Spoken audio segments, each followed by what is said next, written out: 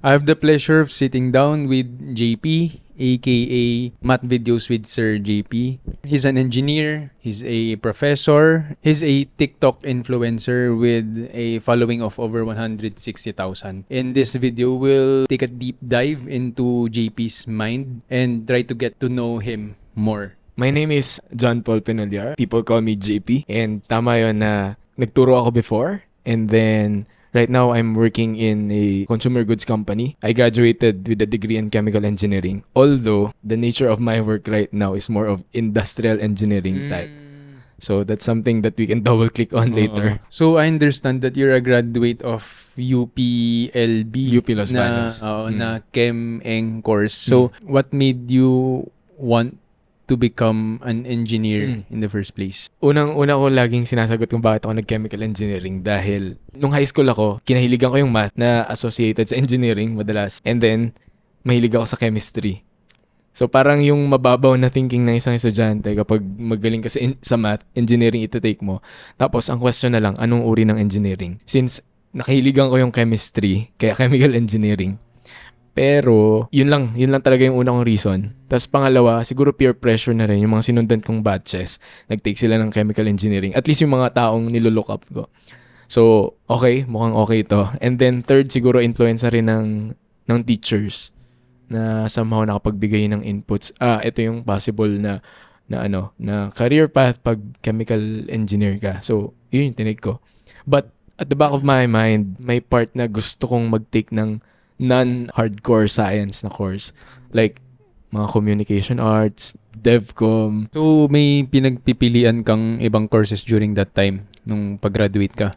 Nung time na nag-apply ako, nasa first na pinili ko talaga is engineering. Tapos yung second choice, something na medyo malapit, ang kinuha ko is food technology. Food tech kasi may mga subjects pa rin sila na medyo hawig sa engineering, which is food engineering. Pero nga lang concentrated sa food. Kaya ako tinake yun. Actually, nung nasa college na ako, yun din yung isa sa cognate courses ko, food engineering. Pero yung hindi hardcore na science, hindi ko talaga siya pinili. Parang something lang na gusto ko kung hindi ako mag-engineering. Magaling ka talaga during high school sa like math and chem, kaya din mo pinush yung... I would say above average. Sa mga kaklase ko. Gets. Pero during your time sa college sa UPLB, kamusta yung struggle ba? Anong mga struggles mo sa student? Siguro una, kasi nagsimula naman sa mga basic ng math, tapos calculus, na komportable naman ako, pati chemistry. Pagdating nung major subjects na, ang expectation ng Chem-Eng student ay as in chemistry talaga. Pero ang something kasi sa chemical engineering, mas physics talaga siya. So, karamihan sa amin parang, nawala na yung chemistry. Kasi puro processes, puro physics, engineering talaga. Which is something na, pa rin naman, okay pa rin naman ako, pero hindi lang siya in-expect namin na parang chemistry talaga. Kasi kung halimbawa chemistry talaga yung gusto mo, dun ka dapat pupunta sa BS Chemistry. Kasi yun yung isang something na siguro na hindi talaga clear pagdating sa mga students. Lalo na high school students, ano yung difference ng chemistry tsaka chemical engineering. Ayun. Pero struggle, I think, okay naman. Smooth naman. Smooth naman, oo. Kaya ko namang matutunan ng mabilis kung ano man yung dapat kong matutunan. So, game lang. Naisip mo bang mag-take up ng same course sa ibang school like LaSalle or like nag-take ka ba nun? Hindi, sa UP lang ako nag-apply. Gets. UP lang. Oo. Grabe, ang top na. Dream school. Graduate ka tapos prepare ka for the board exam naman. Correct. Can you walk us through kung ano yung preparation mo dun? Bago ako graduate, yun yung time na magsisimula yung K-12. So dito papasok yung kung kailan ako nakapagturo. But konting background. Before yung bago ako graduate, yung entire na stay ko sa university, every summer, nagtuturo ako ng entrance exam na review. Actually, hindi lang specific for UPCAT kasi generic din naman, 'di ba, pagdating sa mga entrance exam. So every summer, hindi ako nagsa-summer school. Hindi ako nag-enroll on na summer. Nagtuturo ako ng estudyante, ng mga high school students para sa kanilang entrance exam. So anong nangyari, nung pag-graduate na ako ng college, yun yung time na magsisimula yung K-12. Tapos yung school na pinanggalingan ko nung high school, kailangan din nila ng mga professor. And kulang din sila. Kasi, syempre, bago yung curriculum, di ba? Tapos, kailangan maraming adjustments. Time na yon, iniisip ko kasi bago, habang nagre-review ako, magkaroon sana ng side income. Nag-iisip na ako kung ano mang hahanapin ko. And nagkataon na nag-reach out sila sa akin, baka pwede ako magturo. Kasi actually from time to time, kasi dun din naman ako nagtuturo ng college entrance exam review every summer. Pero buti piniyagan ka na kahit na magturo. di ba undergrad ka pa nun? Oo. Pero I think, kasi nga, graduate ako nung school na yon. Tapos kilala na nila ako. Halimbawa, minsan may mga math quiz bee. Ipapatawag nila ako para lang ma-coach yung mga bata. So, kumbaga may ganung relationship kaya hindi naman na siya naging concern nung magtuturo ako sa kanila. So, nakagraduate ako. But on this, pagdating ng Monday to Friday, nagtuturo ako ng senior high. Tapos Saturday, Sunday, doon ako nagre-review. So, nagtuturo ako sa Laguna. And then, pupunta ako ng Manila for review on Saturday, Sunday. Ayun. So, nagturo ako for 2 sems. Ayun. Kasi yung boards na tinake ko is November. Tapos, natapos yung SEM, siguro mga So, sumunod na year, siguro mga May, June, ganun. So, sakto na, sabi ko, nakapasa na ako ng boards. Gusto ko na magtrabaho sa industry. Syempre, para ma-practice yung profession. Meron akong nakuhang trabaho by Feb. Nung Feb na yon, ang nangyayari sa akin, yung weekdays, nagtatrabaho ako, pero yung weekends, nagtuturo naman ako. Sabi ko, sige, tatapusin ko lang to hanggang matapos yung SEM. Pero hindi ko to kayang i-sustain kasi nakakapagod. Nag-decide ako noon na, okay, ito na yung huling SEM. Tapos magpo-focus na ako dun sa work ko sa industry. Pero hindi pa ito yung current work ko. Bali, yung first work ko kasi sa petroleum company. Nasa planta ng langis.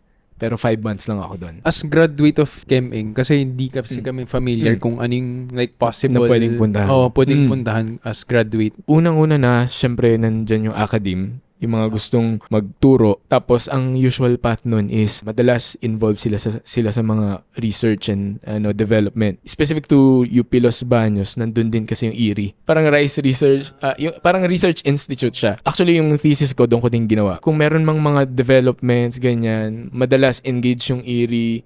Tapos, may mga projects na funded, ganyan. Halimbawa, gustong mag-academe, yung iba, napupunta doon, nagre-research, tapos eventually, nagte-take ng masters, ng PhD hanggang sa magturo. So, number 1, academe. Talaga. Second is, na pinakamalaki is yung related sa petroleum ng mga companies. Pagdating kasi sa ganyang industry, Shell, Petron, Chevron, and the likes, lahat ng processes pagdating dun sa planta, yun din mismo yung inaaral namin sa college talaga. Yung mga inaaral namin sa laboratories, iba't ibang process, nandun talaga siya. Yun din yung reason kung bakit nung time na nagtrabaho ako, excited ako na mapunta dito sa petroleum company na to. Kasi yun talaga inaaral ko. So imagine mo lang na ginawa nyo yung exercise sa lab. Pagdating mo dun sa company na yun, as in bigger scale na siya. So talagang inaral mo siya.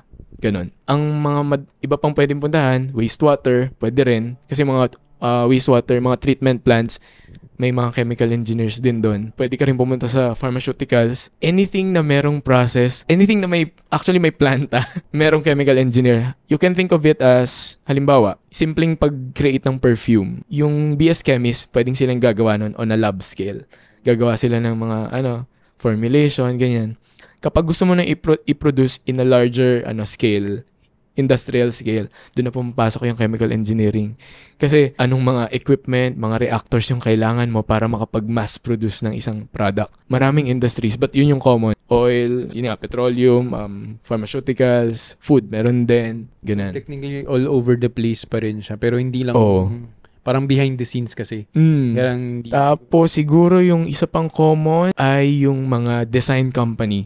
Pag sinabi namang design company, basically, magpo-put up ka pa lang halimbawa ng planta. So, pag nagpo-put up ng planta, doon ka nagde-design ng mga equipment. Yung mga nakikita nyong malalaking tangke. So, sinusukat yon, anong uri ng materialis yung gagamitin. Aside from chemical engineering na graduate, pwede rin yung mga mech-eng. Ang alam ko, inaaral din nila yun mga design. Kung gusto mo ng mga technical, gagawa kayo ng mismong planta. Ito naman, parang halimbawa, may project with a client, ganun. So, magpo-put up ng planta tapos may ka-work ka na electrical, civil. Kasi papasok na lahat na, di ba? Civil dun sa structure, tapos electrical related dun sa field nila. Tapos, yung mismong mga equipment, reactors, chemeng, ganyan. Lahat ng professionals talaga dito sa Pilipinas, underpaid talaga. Ganon din ba yung case sa ChemEng or hindi naman? Tingin ko, I agree na siguro dumating lang din sa point na naging saturated yung market. Ang thinking ko kasi dyan is parang, halimbawa, nagkaroon din ng time na, di ba, yung nursing, parang sobrang hype siya. Tapos dumating sa point na, ayan na, ang dami na nagtitake ng nurse. Yung tao nagsisimula na mag-compare dito tsaka sa labas ng bansa. Mas competitive na yung ino-offer sa ibang bansa. So feeling ko ganun din sa engineers na naging saturated yung industry. But at the same time, hindi din naman natin may kakaila na totoong underpaid siya as compared sa ibang bansa. Kailangan mo talagang ma-build yung technical skills bago ka tumaas dun sa position or kung anumang ladder meron dun sa company na yon. So, hindi siya yung tipo na in an instant, makakakuha ka na talaga ng malaking pera na gusto mo. Kasi yun yung connotation, di ba, pag engineer. Sige, malaki yung kitaan dyan. Pero, di ba yung ChemEng is in demand? Parang pinakamahirap na engineering course. So, saturated pa rin. Talagang maraming ChemEng talaga na graduates. Kahit mahirap siya, I mean, meron pa rin mga estudyante na nag-excel talaga. Parang, ginalingan mo as a student, tapos pag magtatrabaho ka, ganito lang din pala. Kung masyadong maraming graduate ng engineers, etong mga companies na to, alam nila na, meron kakagat sa ganitong salary. Diba? So, bakit ako magbabayad ng mahal sa kanila? Fresh grad naman yan. Marami naman ako makukuha dyan. Yung mga private companies and mga government, like mga research, hindi sila tumatanggap kapag hindi ka pumasa ng boards, no? I think so. Hanggat maaari. Kasi itong mga ganitong uri ng engineering, critical yung let's say yung calculation. Ayan, kaya dapat may license. Familiar ka sa industrial engineering. Yung industrial engineering kasi walang board exam. And then, yung nature ng work ko now is medyo inclined sa industrial engineering. Tapos na-realize ko kung bakit wala silang board exam. Kasi parang hindi ka naman mamamatay pag may mali sa calculation mo. Unlike sa ChemEng, pwedeng sumabog halimbawa, yung mga makina na yan, reactors, civil or structures kung gumibayang mga ginagawa mong buildings, di ba? Kaya very critical na siguro dapat pumasa ng board exam para sa mga ganong types ng engineering. Bali, meron kang idea kung ano yung parang salary range ba? Like let's say in the Philippines kapag graduate ka and board passer ka na ng ChemEng. Siguro in general, ang madalas na makikita ng mga estudyante will normally range from, sabihin na nating mga siguro 18 to 25, which is, I think, mababa, di ba? Minsan nga, meron pang iba, ang offer niyan, siguro nasa 11 to 20 lang. Yan yung yan yung majority, I would say. And, talking to my friends na graduates din ng engineering, ganun din ang madalas nilang nakikita. Pero, to be fair, meron namang mga ilang companies, siguro very select companies lang na nag-o-offer na can be as high as 50,000 and above. Pero very select companies lang yon. And then they can offer it sa mga fresh grads. Sobrang laki nung di ba? Very disproportionate. Saan may expose yung majority nung mga graduates? Doon sa mas mababa, syempre. If they want to advance their career here in the Philippines, hanggang saan yung maabot nila? Like, may idea ka ba? Like, let's say they try to move up the ranks. Tingin ko naman, aabot sila ng 6 digits. Pero, sobrang pagod ka na siguro bago mo maabot yun. I mean, yung idea ko na to is coming from dun sa una kong pinag-workan na nakita ko na as in dun na sila tumanda. And syempre, yung tenure mo dun sa company, di ba? Tapos ikaw yung na-develop yung skills mo, technical skills, ikaw yung meron. So, over time, talagang din naman, ma-acquire mo yon. Pero kung hindi ka willing na maghintay ng ganong katagal na doon ka na magre-retire. Kasi 'di ba, kung kaya mo nang mahanap yung mga ganyang, halimbawa, meron kang sinet na target para sa sarili mo, and kaya mo naman siyang mahanap in a shorter period of time, why not? So, kailangan mo lang mag-explore and hanapin nasan ba yon. Yung nursing dito dati na, like, di ba, sobrang dami ng graduates ng nursing dito tas nag-abroad sila. Pwede bang ganun din ang like mentality ng mga students dito na parang dito sila magtatapos ng ChemEng or other engineering courses, tapos yung nasa plan nila is kukuha ng experience dito tapos sa ibang bansa pa rin yung punta. Ganun din. Tingin ko ganun yung nangyayari. Tapos, imaginein mo, halimbawa lang, same level lang din naman sila nung work nila dito and work nila sa labas. Pero, mas compensated sila ng mas mataas. Mas gugustuhin na nila yon. Pagpunta nila sa ibang bansa, kailangan pa rin nila mag-aral pa rin further studies and ng or depende sa lugar. Tingin ko, depende din dun sa pupuntahan. May mga ilan ako kakilala, hindi naman na sila nag-aral. In terms of ranks, hindi yun yung mataas na rank. 'Di ba? Parang nandun ka sa medyo, sabihin natin, gitna, pababa. Pero, nakukuha nila siguro kung ano yung salary na gusto nila. Ang alam ko dun sa license dito sa Philippines ay hindi siya, kumbaga, hindi siya acknowledged sa ibang bansa. Parang ganun. Hindi lang ako updated na kung meron ng bagong mga regulation na okay, accredited na siya ng ganito. Let's say, yung range ng salary dito sa Pilipinas, tapos kung sa abroad, doing the same task. Kung ilang multiple yung pinag-uusapan natin. Sabi mo na, kung halimbawa, fresh grad yung ganun, na binanggit kong numbers kanina. Hindi, pero syempre kailangan may technical, may experience ka na eh. Siguro times 3. Safe na yun. Oh. Right. Na, I mean, safe na para maging attractive para dun sa isang, sa isang tao, para i-grab yung opportunity na yun. Ang nangyari naman sa timeline ng career path mo naman is, after you graduate, first company mo is petroleum company. For 5 months only. Lang. Bago ako ma-regular doon. Okay. Tinawagan na ako nitong second company. So nag-a-apply ka na rin, tumitingin ka rin sa iba nun? Actually, siguro nung 3rd month ko doon sa petroleum company, doon ko na isip na parang nung culture dito sa company na to. Maybe number 1 culture, and then probably second in terms of kung paano ako nag-aspire to move in terms of career growth, di ba? Feeling ko hindi ko siya nakikita sa company na yon. Kaya ako nag-decide na, sige, titingin na ako ng iba. And then, itong company na pinuntahan ko ngayon, alam ko kasi yung mga kaklase ko nung college, nagtatrabaho din sila. So, sige, tingin na ako. Tapos, pagdating nung siguro 5th month, doon na sila nag-schedule ng interview sa akin. So, walang learning. May learning ka rin doon? Doon sa first company? Sa first company. Meron naman. And kung mas technical na chemical engineering na work, nakita ko naman yun doon. Okay. Yung second nilipatan mo? Yung second company ko ngayon is a consumer goods company. Yung nature ng work ko is industrial engineering. Pero bakit ko din siya girinab? Dahil meron ding planta yung company. Anytime na gustuhin kong mag-technical, tingin ko pwede ko rin naman yun i-ask na punta ako sa planta tapos magpaka-technical ulit ako. So, kumbaga may option din. So, hindi rin naman totally mako-close yung technical yung second aspect. company mo hanggang ngayon, dito ka pa rin? Oo. Na ako? 6 years na ako.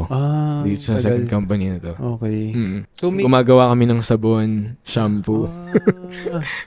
So, di ba ngayon naka-base ka sa Singapore? Oo. So, can you walk us through kung ano yung nangyari parang sa setup na yan? Paano ako na pupunta doon? Like doon, anong ginagawa mo? Like dito? Like anong the whole thing? Yung second company is, again, consumer goods company.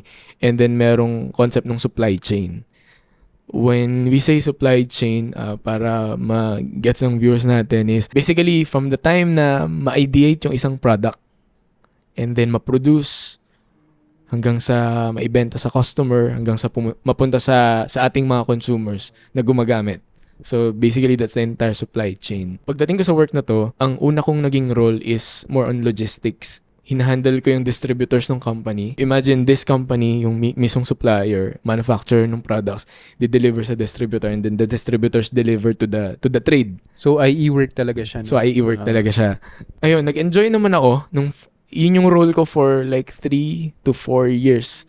Same, distributor na role. Distributor logistics yung tawag. Nakipag-interact ako sa external parties. Yung parang hawak ko yung Luzon area ng mga distributors ng company. Something na mabilis mong matututunan.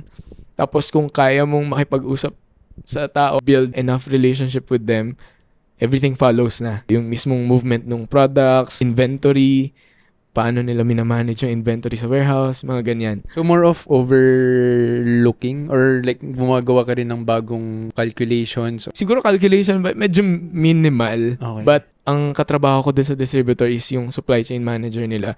Tapos ang parang nangyayari, ito yung mga, let's say, in terms of the operations, ito yung mga pwede pang i-optimize, ganyan. Parang nagre-recommend ka na ito yung magandang gawin natin. Tapos coming from this big company, parang ito yung best practices na baka pwede nating i-apply sa mga distributors natin. Kasi, kung yung isang company may distributor siya, gusto niya yung distributors niya nag-cooperate din at, optimize, efficient, ganyan. So, doon ka papasok. Oo. Halimbawa, may mga trade na walang supply, walang stocks. Bakit? Hindi ba sila nakakapag-order ng tama sa company Gets. namin para makapag-replenish sila ng products nila? Or may mali sa system nila? Yung mga ganyan. Kasi syempre... Medyo business na rin siya. So business na... May business touch talaga. Yun yung first role ko. Tapos nag-iiba-iba lang ako ng accounts. Napunta ako minsan ng e-commerce din. So may mga naka-work din ako dun sa Lazada before. And then yung mga nagsusupply sa Shopee. So e-commerce, indirect modern retail, halimbawa Landers, mga ganyan. Sineserve ng mga distributors. Depende dun sa business model ng isang company. Kailangan nagpalit ng role. Di ba ngayon kasi Singapore-based ka na? So 3 to 4 years ako dun. Tapos napunta ako sa demand planning. So itong demand planning naman is more on nagpo-forecast ka. Ano yung magiging trend ng business natin? Ano yung kailangang i-supply? Ano yung kailangang ma-prepare natin na products? Gaano kadami? Para kapag may order na yung mga customer, mafulfill natin yon. Paano yung nag-request ka para malipat dun sa department na yun? Or... So the thing about this company, open sila sa career growth. So most of the time, in 2 to 3 years timing, naglilipat ka talaga ng role para may experience mo yung iba't ibang parts ng supply chain. And then, mas nag-grow ka. Di ba, mas marami kang natututunan. So, ayun. Although may option din naman yung mga tao kung halimbawa gusto na niya mag-stick doon forever. Pero, very rare yon. Which is, I think, yun yung isa ring advantage kasi, yun nga, meron kang natututunang bago tapos, hindi ka magsasawa dun. Nakakaumay din kung yun yung... Oo, kung pare-pareho. So, ayun, demand planning, nagpo-forecast. Ang madalas ko namang ka-work dito is mga marketing, commercial team, ganyan, mga brand. Business context, most of the time, syempre, gusto natin nag-grow yung business. May mga ginagawang projects yung mga marketing, commercial team, paano mag-grow yung business. Pero yung planner, it's more of, maraming data kung tinitignan na this time. Historically ba, kaya ba talaga nating mag-grow ng ganyan? Sa time ba ng November, December, mas marami ba tayong benta? Pagdating ng January, mas tataas or mas bababa? Yung mga ganyan. Tapos, kumbaga, ikaw yung mas magsasabi na nagbe-make sense itong mga numbers natin. So, more on projection, forecasting. So, business pa rin, no? Hindi na. Oo. Pero parang hindi na siya masyado related sa, operations. Pinag-aaralan mo. Oh, like ang layo na niya sa chemical engineering. Wala na akong mga laboratory doon. As in, masasabi kong business na talaga siya. Okay. Tapos, so paano ka napadpad sa yung setup? Ayun. So, ngayon, since yung company is very open with career planning, lagi naman sa lahat ng mga naging boss ko, sinabi ko na at one point, gusto kong magkaroon ng expat role. So, very open kasi sa ganung conversation yung company. And then, sabi ko, siguro on my 7th or 8th year, yun yung, meron din akong timeline sa sarili ko. Nung pagdating nung 5th year, ayun, biglang sinausap ko ng manager ko na, okay, meron akong expat role for you. So, yun na. So, nagsimula na akong, tapos agad-agad, lipat na ako ng Singapore. Kumbaga, headquarters ng Asia is sa Singapore. So, napunta ako doon. Yung role ko naman is, ang tawag sa kanya is business planning. Mas lalong business na yung context ng trabaho dito. Ang pinaka-deliverable ko naman sa company is maghanap ng savings. So, imagine the entire supply chain. So, maraming cost yon. So, think about ano yung mga savings project na pwede natin gawin para ma-minimize yung cost. So, IE pa rin. So, siguro hindi ko lang siya inaatake like kung paano man siya inaral talaga ng IE sa classroom na like yung mga theories or kung ano man kasi wala akong idea about that. But syempre nalaman ko na lang siya along the way kung paano siya ginagawa ng company, di ba? Lahat ng parang operational cost ng company sa isang supply chain. Actually, yung handle ko ngayon is specific to the laundry business. Doon sa entire supply chain na yon ng laundry business, ano yung mga pwede nating savings na pwedeng gawin? Saan tayo makakatipid? Ayun. Pero may additional na requirement ba na training para Makapunta para doon. makapunta ka doon? Kasi since itong company na to is a multinational company, ang practice niya rin is talaga na meron silang masend na expat and then eventually mag-learn doon, tapos ma-acquire yung kung ano mang skill set na kailangan, and then pagbalik mo dito, eventually matuturo mo din siya doon sa mga nandito. At least mas magiging valuable kung paano ka mag-i-input sa total team, business context, ganyan. So, long term ka na dito sa company. Sa company na to, 6 years in. tignan natin. So, na-mention mo kanina na sa Singapore ka naka-base. Tapos, ano yung instance na nangyari? Like, you have to come back to the Philippines pabalik-balik. So, una, dalawa lang naman yun. Either business trip or personal na reason. Yung sa side ng personal reason na yan, from time to time, gusto ko lang din umuwi. Pero as in like a weekend trip lang, mabilisan. Or kung meron akong kailangan gawin. Or as in quick lang na hi, hello sa family or friends. And then yung pangalawa is kung business trip. The reason bakit merong business trip din going to Philippines, dahil yung planta namin nandito sa Pilipinas. I mean, at least yung supply chain na hinahandle ko, yung market, is Philippines, and then yung planta is nandito sa Laguna. From time to time, kailangan mo ng engagement kasama ng mga tao na nagtatrabaho sa manufacturing. And then yung head office namin sa Philippines is nasa BGC. So, minsan napupunta din doon. So, depende kung ano man yung agenda nung trip. But most of the time, yun, may mga kailangan, let's say, project engagement, may mga gusto tayong i-resolve na kung ano man. Yun yung usual reason. So, lahat ng business trip sponsored ng company. Yes. Tapos yung personal, Ako na yun. ikaw na. Oo. Pero walang like allowance. Meron din. Meron akong allowance na pwedeng umuwi. Although actually, for this year, di ko pa nagamit. So, i-check.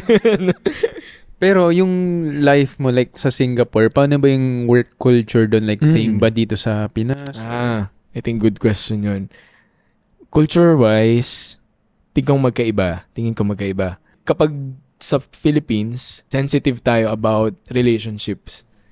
'Di ba? Minsan, para magawa natin yung isang bagay, para enable natin yung ibang tao na gawin yung isang bagay in terms of work, minsan nagsisimula ka munang mag-build ng relationships with them.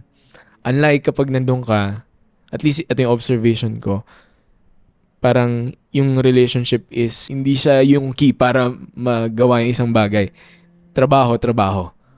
And then dito sa Philippines, siguro after ng work, madalas, di ba, tara, labas tayo, kain tayo, inom tayo, kahit hindi Friday yan. Pero pag doon, sa ibang bansa, or at least sa Singapore, hindi ganun yung culture. I don't know if it's because of the demographics din ng workmates, na baka kasi may family na, so, syempre, after work, bahay na lang. Bahay, trabaho.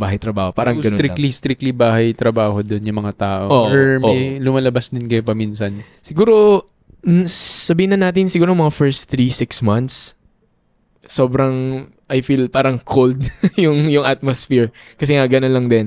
And siguro, it will really take time para maka-join ka ng isang circle, di ba? Pero, nung di nagtagal, ayun naman, naging okay din naman. At least medyo mas nag-loosen up yung mga tao, mas na-feel mo na warm naman na. But I think, ayun nga, in general, magkaiba pa rin talaga yung culture. Work-life balance ba? Meron ba? Work-life balance. Or same lang dito sa Pinas or magkaiba dun sa Singapore? Para sa akin, medyo mas malaki yung stress doon. Or maybe because of the role. Okay. Since mas malaki yung, I would say, yung scope, mas malaki yung responsibilities. So, directly proportional sa stress. Hindi ba nakaka-pressure din like yung mga ka-work mo dun? And pressure, Ayun, yes. Tingin ko at the end of the day, nasa sa'yo din naman kung paano mo talaga i-handle para maging balance yung work and life na aspects. Ano yung mga simple ways? Maybe number 1 is to set a hard point kung kailan ka mag-stop. Let's say working every day, di ba? Kasi kung iaalam mo yung sarili mo na magtrabaho ka talaga na dire-diretso, then pinapagod mo yung sarili mo. Hindi naman ikaw yung magiging tagapagmana ng kumpanya.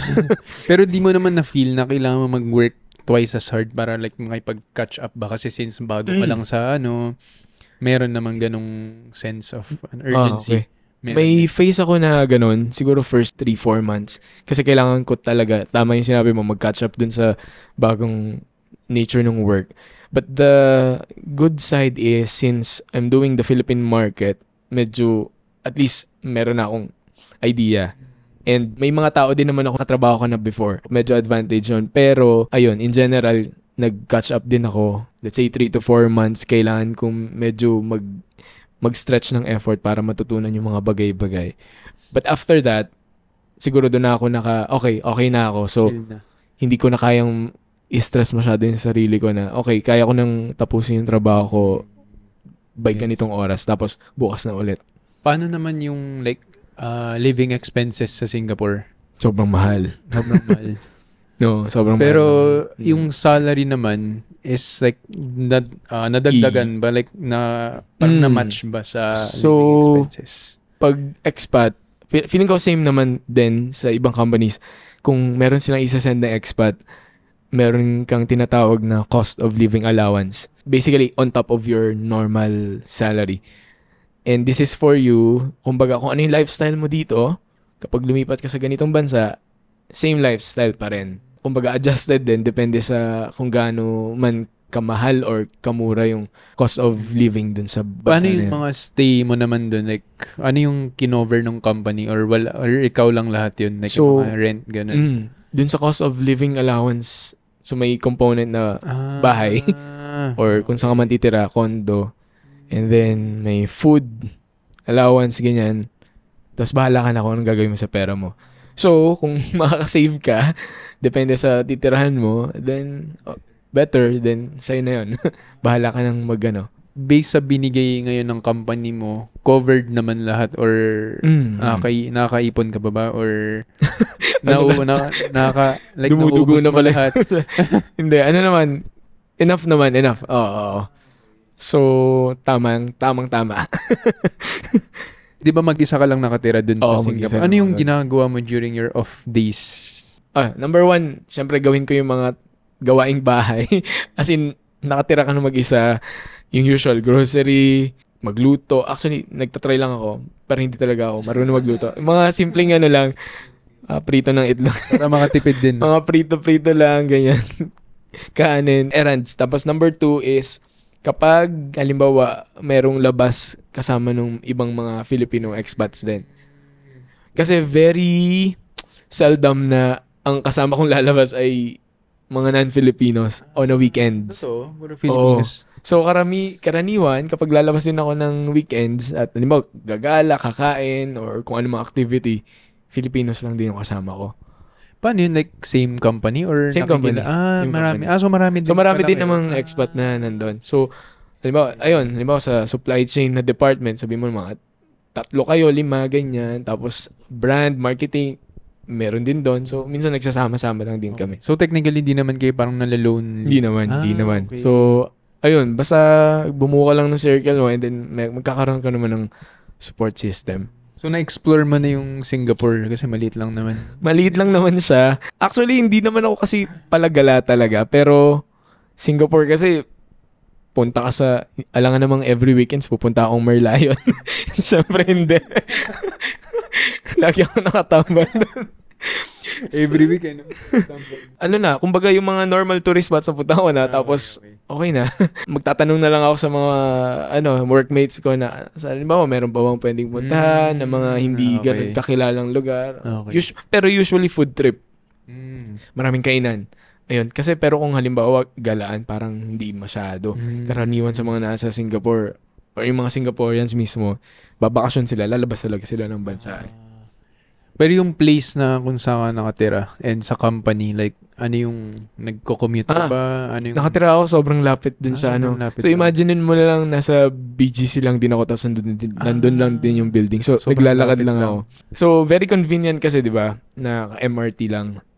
Before, parang meron akong nakita na place na parang 2 MRT stations away from the office. Tapos sobrang convenient niya kasi paglabas ko ng condo, tawid lang, MRT na. Tapos nung kukunin ko na yung place na yon, sabi nung agent, may nag-offer na mas mataas. So, yun yung kinuha nung landlord. Okay, tapos binigyan ako ng another offer na, meron akong alam dito sa lugar na to. Tapos sabi ko, sakto po dyan yung office ko din, malapit. Tapos mas malaki pa, tapos mas mura. Kinuha ko na. Ayun, so everyday naglalakad lang ako pa office.